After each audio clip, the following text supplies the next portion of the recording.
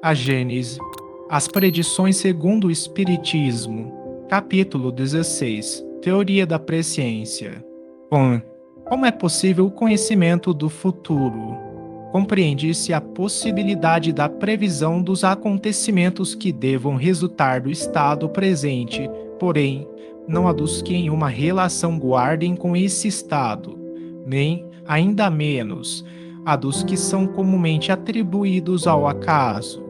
Não existem as coisas futuras, dizem, elas ainda se encontram no nada, como, pois, se é de saber que se darão? São, no entanto, em grande número os casos de predições realizadas, donde forçosa se torna a conclusão de que ocorre aí um fenômeno para cuja explicação falta a chave, porquanto não há efeito sem causa. É essa causa que vamos tentar descobrir, e ainda o Espiritismo, já de si mesmo chave de tantos mistérios, que nos-la fornecerá, mostrando-nos, ao demais, que o próprio fato das predições não se produz com exclusão das leis naturais. Tomemos para comparação um exemplo nas coisas usuais. Ele nos ajudará a compreender o princípio que teremos de desenvolver. 2. Suponhamos um homem colocado no cume de uma alta montanha a observar a vasta extensão da planície em derredor. Nessa situação, o espaço de uma légua pouca coisa será para ele, que poderá facilmente apanhar de um golpe de vista todos os acidentes do terreno, de um extremo ao outro da estrada que esteja diante dos olhos. O viajor, que pela primeira vez percorra essa estrada, sabe que, caminhando, chegará ao fim dela. Constitui isso uma simples previsão da consequência que terá sua marcha.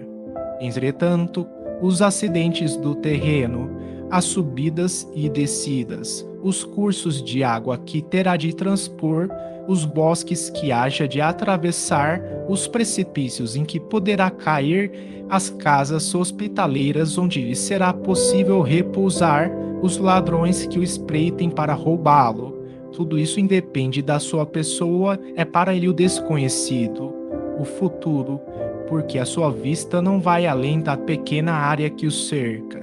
Quanto à duração, mede-a pelo tempo que gasta em perlustrar o caminho. Tirai os pontos de referência e a duração desaparecerá. Para o homem que está em cima da montanha e que o acompanha com o olhar, tudo aquilo está presente. Suponhamos que esse homem desce do seu ponto de observação e, indo ao encontro do viajante, lhe diz: em tal momento encontrarás tal coisa, serás atacado e socorrido. Estará predizendo o futuro, mas futuro para o viajante, não para ele, autor da previsão, pois que para ele esse futuro é presente. 3. Se agora sairmos do âmbito das coisas puramente materiais e entrarmos pelo pensamento no domínio da vida espiritual, veremos o mesmo fenômeno produzir-se em maior escala. Os espíritos desmaterializados são como o homem da montanha, o espaço e a duração não existem para eles, mas a extensão e a penetração da vista são proporcionadas à depuração deles e à elevação que alcançaram na hierarquia espiritual. Com relação aos espíritos inferiores, aqueles são quais homens munidos de possantes telescópios, ao lado de outros que apenas dispõem dos olhos. Dos espíritos inferiores, a visão é circunscrita, não só porque eles dificilmente podem afastar-se do globo a que se acham presos, como também porque a grosseria de seus perispíritos lhes vela as coisas distantes, do mesmo modo que um nevoeiro as oculta aos olhos do corpo. Bem se compreende, pois, que, de conformidade com o grau de sua perfeição, possa um espírito abarcar um período de alguns anos, de alguns séculos, mesmo de muitos milhares de anos, porquanto que é um século em face do infinito. Diante dele, os acontecimentos não se desenrolam sucessivamente, como os incidentes da estrada diante do viajor. Ele vê simultaneamente o começo e o fim do período. todos os eventos que, nesse período, constituem o futuro para o homem da Terra são o presente para ele, que poderia então vir dizer-nos com certeza: tal coisa acontecerá em tal época, porque essa coisa ele a vê como o homem da montanha vê o que espera o viajante no curso da viagem.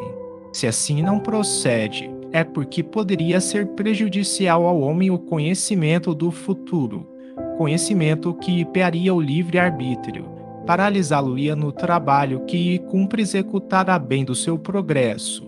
Se lhe conservarem desconhecidos o bem e o mal com que topará constitui para o homem uma prova. Se tal faculdade, mesmo restrita, se pode contar entre os atributos da criatura, em que grau de potencialidade não existirá no Criador, que abrange o infinito? Para o Criador, o tempo não existe, o princípio e o fim dos mundos e são presente. Dentro desse panorama imenso, que é a duração da vida de um homem, de uma geração, de um povo. 4. Entretanto, como o homem tem de concorrer para o progresso geral, como certos acontecimentos devem resultar da sua cooperação, pode convir que, em casos especiais, ele presinta esses acontecimentos, a fim de lhes preparar o encaminhamento e de estar pronto a agir em chegando a ocasião. Por isso é que Deus, às vezes, permite se levante uma ponta do véu, mas sempre com um fim útil, nunca para a satisfação de vã curiosidade. Tal missão pode, pois, ser conferida não a todos os espíritos, porquanto muitos aqui do futuro não conhecem mais do que os homens, porém alguns espíritos bastante adiantados para desempenhá-la. Ora, é de notar-se que as revelações dessa espécie são sempre feitas espontaneamente e jamais, ou pelo menos, muito raramente em resposta a uma pergunta direta. 5. Pode também semelhante missão ser confiada a certos homens, desta maneira: aquele a quem é dado o encargo de revelar uma coisa oculta recebe a sua revelia e por inspiração dos espíritos que a conhecem, a revelação dela e a transmite maquinalmente, sem se aperceber do que faz. É sabido, ao demais, que, assim durante o sono, como em estado de vigília, nos êxtases da dupla vista, a alma se desprende e adquire, em grau mais ou menos alto, as faculdades do espírito livre. Se for um espírito adiantado, se, sobretudo, houver recebido, como os profetas, uma missão especial para esse efeito, gozará dos momentos de emancipação da alma, da faculdade de abarcar, por si mesmo, um período mais ou menos extenso e verá, como presente, os sucessos desse período. Pode então revelá-los no mesmo instante ou conservar lembrança deles ao despertar.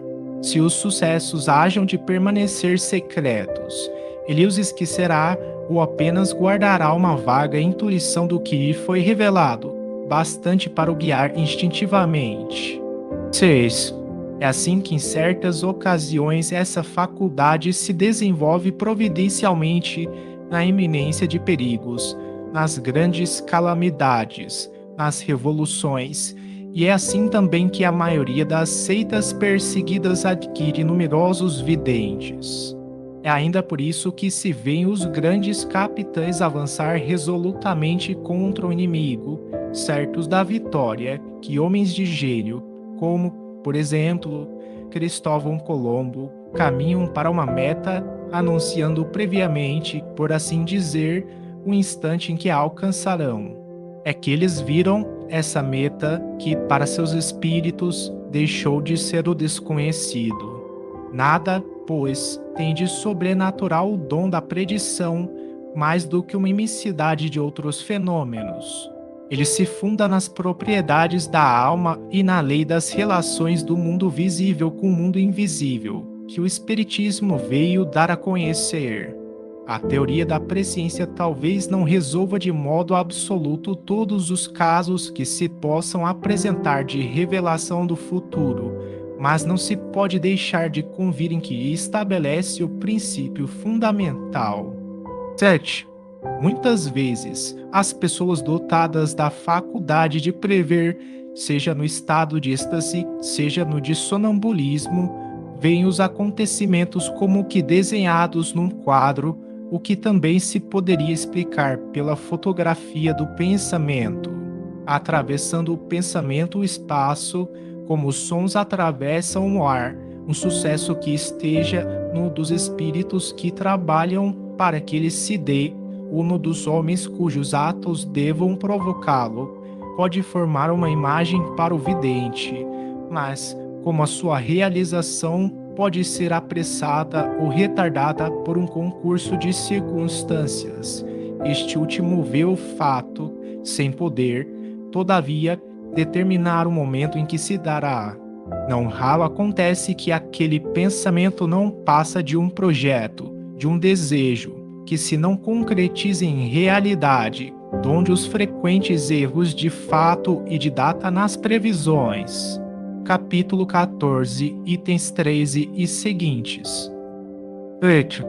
Para compreendermos as coisas espirituais, isto é, para fazermos delas ideia tão clara como a que fazemos de uma paisagem que tenhamos ante os olhos, falta-nos em verdade um sentido, exatamente como ao cego de nascença falta um que lhe faculte compreender os efeitos da luz, das cores e da vista, sem o contato. Daí se segue que somente por esforço da imaginação e por meio de comparações com coisas materiais que nos sejam familiares chegamos a consegui-lo. As coisas materiais, porém, não nos podem dar das coisas espirituais senão ideias muito imperfeitas, razão porque não se devem tomar ao pé da letra essas comparações e crer, por exemplo, que a extensão das faculdades perceptivas dos espíritos depende da efetiva elevação deles, nem que eles precisem estar em cima de uma montanha ou acima das nuvens para abrangerem o tempo e o espaço. Tal faculdade lhes é inerente ao estado de espiritualização, ou, se o preferirem, de desmaterialização. Quer isto dizer que a espiritualização produz um efeito que se pode comparar, se bem muito imperfeitamente, ao da visão de conjunto que tem o homem colocado sobre a montanha. Esta comparação objetivava simplesmente mostrar que acontecimentos pertencentes ainda, para uns, ao futuro, estão, para outros, ao presente e podem assim ser preditos, o que não implica que o efeito se produza de igual maneira. Portanto, usar dessa percepção não precisa o espírito transportar-se a um ponto qualquer do espaço. Pode possuí-la em toda a sua plenitude aquele que na terra se acha ao nosso lado, tanto quanto se achasse a 1000 léguas de distância, ao passo que nós nada vemos além do nosso horizonte visual, não se operando a visão nos espíritos do mesmo modo, nem com os mesmos elementos que no homem, muito diverso é o horizonte visual dos primeiros. Ora, é precisamente esse o sentido que nos falece para o concebermos. O espírito, ao lado do encarnado, é como o vidente ao lado do cego. 9. Devemos, além disso, ponderar que essa percepção não se limita ao que diz respeito à extensão, que ela abrange a penetração de todas as coisas. Égudo, repetímo-lo, uma faculdade inerente e proporcionada ao estado de desmaterialização. A encarnação amortece-a sem, contudo, anular completamente, porque a alma não fica encerrada no corpo como numa caixa. O encarnado a possui, embora sempre em grau menor do que quando se acha completamente desprendido, é o que confere a certos homens um poder de penetração que a outros falece inteiramente, maior agudeza de visão moral, compreensão mais fácil das coisas extramateriais. O espírito encarnado não somente percebe, como também se lembra do que viu no estado de espírito livre, e essa lembrança é como um quadro que se lhe desenha na mente. Na encarnação, ele vê, mas vagamente, como através de um véu, no estado de liberdade, vê e concebe claramente. O princípio da visão não lhe é exterior, está nele essa razão porque não precisa da luz exterior. Por efeito do desenvolvimento moral, alarga-se o círculo das ideias e da concepção, por efeito da desmaterialização gradual do perispírito. Este se purifica dos elementos grosseiros que lhe alteravam a delicadeza das percepções, o que torna fácil compreender-se que a ampliação de todas as faculdades acompanha o progresso do espírito. 10. O grau da extensão das faculdades do espírito é que, na encarnação, o torna mais ou menos apto a conceber as coisas espirituais. Essa aptidão, todavia, não é corolário forçoso do desenvolvimento da inteligência. A ciência vulgar não a dá, tanto assim que há homens de grande saber tão cegos para as coisas espirituais, quanto outros o são para as coisas materiais. São-lhes refratários, porque não as compreendem, o que significa que ainda não progrediram em tal sentido, ao passo que outros, de instrução e inteligência vulgares, as aprendem com a maior facilidade, o que prova que já tinham de tais coisas uma intuição prévia. É agudo, para estes, uma lembrança retrospectiva do que viram e souberam, quer na erraticidade, quer em suas existências anteriores, como alguns têm a intuição das línguas e das ciências de que já foram conhecedores. 11. Quanto ao futuro do espiritismo, os espíritos, como se sabe, são unânimes em afirmar o seu triunfo próximo a despeito dos obstáculos que lhe criem. Fácil lhes é essa previsão, primeiramente, porque a sua propagação é obra pessoal deles, concorrendo para o movimento, ou dirigindo-o, eles naturalmente sabem o que devem fazer. Em segundo lugar, basta-lhes entrever um período de curta duração. Vêm, nesse período, ao longo do caminho, os poderosos auxiliares que Deus lhes suscita e que não tardarão a manifestar-se. Transportem-se os espíritas, embora sem serem espíritos desencarnados, há 30 anos apenas para diante, ao seio da geração que surge. Daí considerem o que se passa hoje com o espiritismo, acompanhem-lhe a marcha progressiva e verão consumir-se em vãos esforços os que se creem destinados a derrocá-lo. Verão que esses tais pouco a pouco desaparecem de cena e que, paralelamente, a árvore cresce e alonga cada dia mais as suas raízes. 12.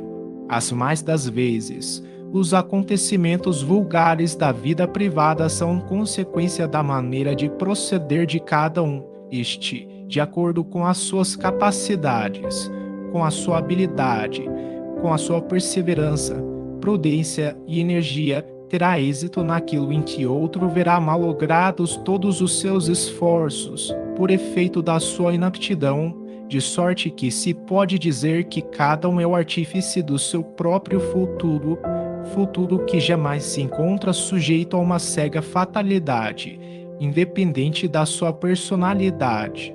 Conhecendo-se o caráter de um indivíduo, facilmente se pode predizer a sorte que o espera no caminho por onde haja ele enveredado. 13. Os acontecimentos que envolvem interesses gerais da humanidade têm a regulá-los a providência. Quando uma coisa está nos desígnios de Deus, ela se cumpre a despeito de tudo, ou por um meio, ou por outro. Os homens concorrem para que ela se execute, nenhum, porém, é indispensável, pois, do contrário, o próprio Deus estaria à mercê das suas criaturas. Se faltar aquele a quem incumba a missão de a executar, outro será dela encarregado. Não a missão fatal, o homem tem sempre a liberdade de cumprir ou não a que lhe foi confiada e que ele voluntariamente aceitou. Se não faz, perde os benefícios que daí resultariam e assume a responsabilidade dos atrasos que possam resultar da sua negligência ou da sua má vontade. Se tornar um obstáculo a que ela se cumpra, está em Deus afastá-lo com um sopro. 14. Pode, portanto, ser certo o resultado final de um acontecimento, por se achar este nos desígnios de Deus, como, porém, quase sempre os pormenores e o modo de execução se encontram subordinados às circunstâncias e ao livre-arbítrio dos homens, podem ser eventuais as sendas e os meios. Está nas possibilidades dos espíritos prevenir-nos do conjunto, se convier que sejamos avisados, mas, para determinarem lugar e data, fora mister conhecessem previamente a decisão que tomará este ou aquele indivíduo. Ora, se essa decisão ainda não lhe estiver na mente, poderá, tal venha ela ser, apressar ou demorar a realização do fato, modificar os meios secundários de ação, embora o mesmo resultado chegue sempre a produzir-se. É assim, por exemplo, que, pelo conjunto das circunstâncias, podem os espíritos prever que uma guerra se acha mais ou menos próxima, que é inevitável, sem, contudo, poderem predizer o dia em que começará, nem os incidentes pormenorizados que possam ser modificados pela vontade dos homens. 15. Para a determinação da época dos acontecimentos futuros, será preciso, ao demais, se leve em conta uma circunstância inerente à natureza mesma dos espíritos. O tempo, como o espaço, não pode ser avaliado senão com auxílio de pontos de referências que o dividam em períodos que se contem. Na Terra, a divisão natural do tempo em dias e anos tem a marcá-lo o levantar e o pôr do sol, assim como a duração do movimento de translação do planeta terreno. As unidades de medida do tempo necessariamente variam conforme os mundos, pois que são diferentes os períodos astronômicos. Assim, por exemplo, em Júpiter, os dias equivalem a 10 das horas terrestres e os anos a mais de 12 anos nossos. Há, pois, para cada mundo, um modo diferente de computar-se a duração, de acordo com a natureza das revoluções astrais que nele se efetuam. Já haverá aí uma dificuldade para que espíritos que não conheçam nosso mundo determinem datas com relação a nós.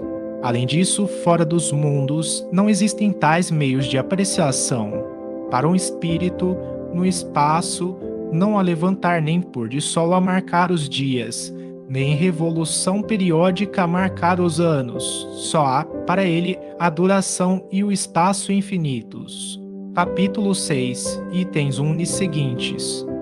Aquele, portanto, que jamais houvesse vindo à Terra nenhum conhecimento possuiria dos nossos cálculos que, aliás, lhe seriam completamente inúteis. Mais ainda, aquele que jamais houvesse encarnado em nenhum mundo, nenhuma noção teria das frações da duração. Quando um espírito estranho à Terra vem aqui manifestar-se, não pode assinar datas aos acontecimentos, senão identificando-se com os nossos usos. Ora, isso sem dúvida lhe é possível. Porém, as mais das vezes, ele nenhuma utilidade descobre nessa identificação. 16.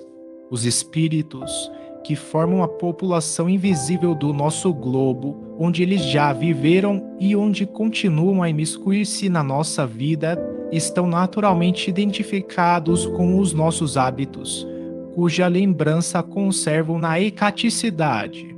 Poderão, por conseguinte, com maior facilidade, determinar datas aos acontecimentos futuros, desde que os conheçam, mas, além de que isso nem sempre lhes é permitido, eles se veem impedidos pela razão de que, sempre que as circunstâncias de minúcias estão subordinadas ao livre-arbítrio e à decisão eventual do homem, nenhuma data precisa existe realmente, senão depois que o acontecimento se tenha dado. Isso aí porque as predições circunstanciadas não podem apresentar cunho de certeza e somente como prováveis devem ser acolhidas, mesmo que não tragam IVA que as tornem legitimamente suspeitas. Por isso mesmo, os espíritos verdadeiramente ponderados nada nunca predizem para épocas determinadas, limitando-se a prevenir-nos do seguimento das coisas que convenha conheçamos. Insistir por obter informes precisos é expor-se às mistificações dos espíritos levianos que predizem tudo o que se queira, sem se preocuparem com a verdade, divertindo-se com os terrores e as decepções que causem. 17. A forma geralmente empregada até agora nas predições faz delas verdadeiros enigmas, as mais das vezes indecifráveis. Essa forma misteriosa e cabalística de que Nostradamus nos oferece o tipo mais completo, lhes dá certo prestígio perante o vulgo, que tanto mais valor lhes atribui, quanto mais incompreensíveis se mostrem. Pela sua ambiguidade, elas se prestam a interpretações muito diferentes, de tal sorte que, conforme o sentido que se atribua a certas palavras alegóricas ou convencionais, conforme a maneira por que se efetue o cálculo singularmente complicado das datas e, com um pouco de boa vontade, nelas se encontra quase tudo o que se queira. Seja como for, não se pode deixar de convir em que algumas apresentam caráter sério e confundem pela sua veracidade. É provável que a forma velada tenha tido, em certo tempo, sua razão de ser e mesmo sua necessidade.